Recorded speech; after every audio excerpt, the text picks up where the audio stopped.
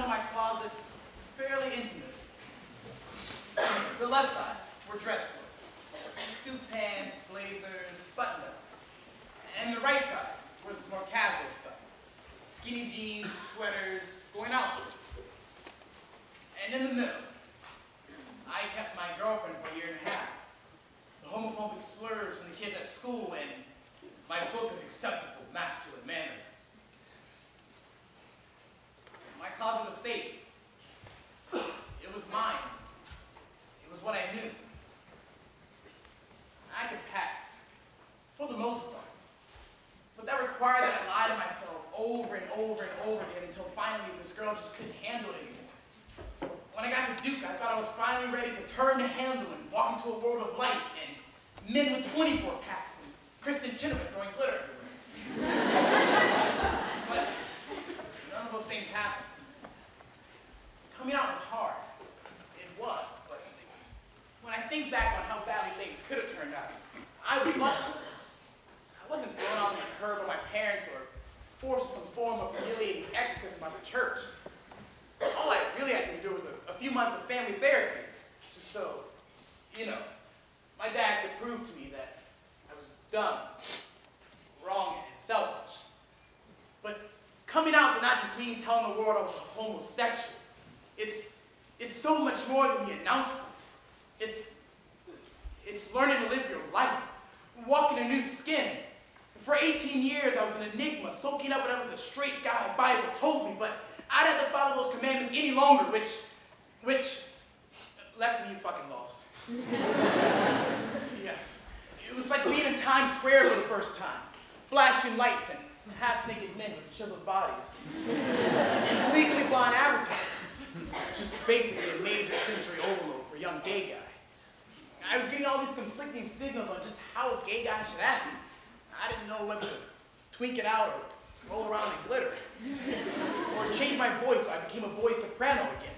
And I tried all those things, mostly. But the thing is I didn't have any mentors or friends in high school who were gay. The only thing I knew about how a gay guy should act was from Will and Grace, and Glee, and Rent. Okay, not the best spectrum, but I mean, it's what I had to go off of. I was trying to emulate the great gays of pop culture and Duke culture, which led to all sorts of culture clashes. Yeah, I was a real shit show.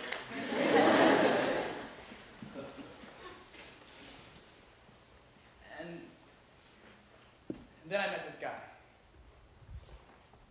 There's always a guy.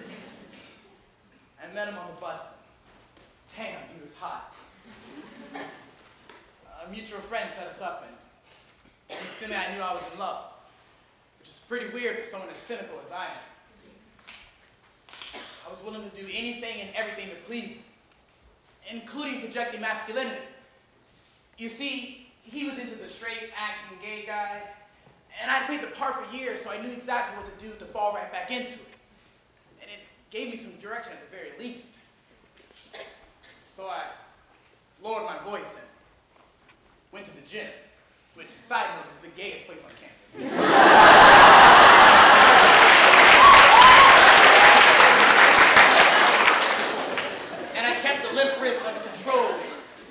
Try not to get too excited about anything. Never.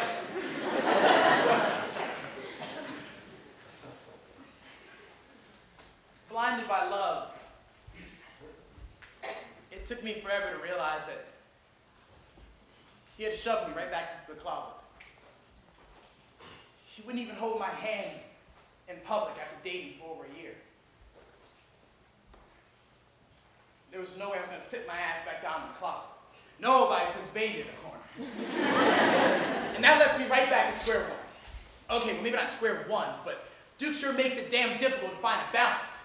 The future Goldman Sachs gays want you to wear J.Crew and present as straight as possible, while the radical queers scoff at you because you're not fabulous enough. Well, listen, I'm gonna do me. None of those stereotypes completely fit me, but that's okay. I've gotten to know the outside of my closet at this point too, and I know it doesn't look like anyone else's. Walking through that closet door didn't change me at my core. I enjoy wearing masculine clothing, but I'll try my friend's heels on for a bit if I feel like it.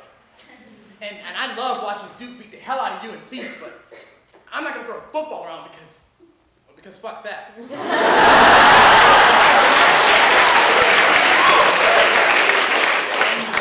yes, I prefer men who are slightly more masculine, but I'd take a flamboyant boy or someone who wouldn't hold my hand any day. You see, the thing is I'm still coming out. And the first real step into coming out is giving zero fucks about how you think you should act. It's not about thinking. If you think about it, you'll head in the wrong direction. I took a detour for about 2 years, but